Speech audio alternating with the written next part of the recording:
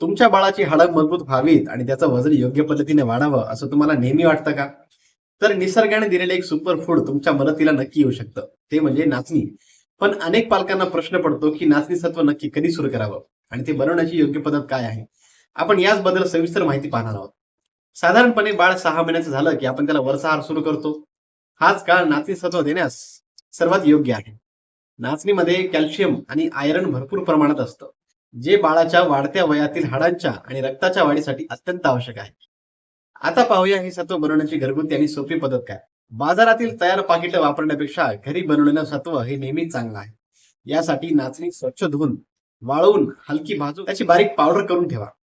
बनवताना एका पातेल्यात 1 ते 2 चमचे नाचणी पावडर घ्या. त्यात पाणी मिसळून आधी सर्व गाठी फोडून घ्या. मग हे मिश्रण मंद आचेवर सतत शिजवा. जोपर्यंत त्याला एक प्रकारची चकाकी येत नाही, तोपर्यंत ते नीट शिजून घ्या. सुरुवातीला सत्व देताना थोडे पातळ ठेवा, जेणेकरून बाळाला सहज पचेल. एक महत्वाची गोष्ट लक्षात ठेवा, 1 वर्षाच्या आतील बाळाच्या सत्वामध्ये साखर किंवा मीठ घालू नका. गोडव्यासाठी तुम्ही त्यात सफरचंदाची प्युरी किंवा खजुराची पावडर मिक्स करू शकता.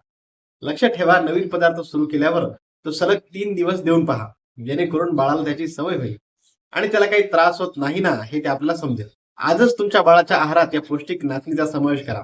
ही माहिती तुम्हाला कशी वाटली आम्हाला कमेंटमध्ये नक्की सांगा आणि अशाच नवीन नवीन आरोग्य टिप्ससाठी स्वास्थ्य मंत्र मराठीला फॉलो करायला विसरू नका.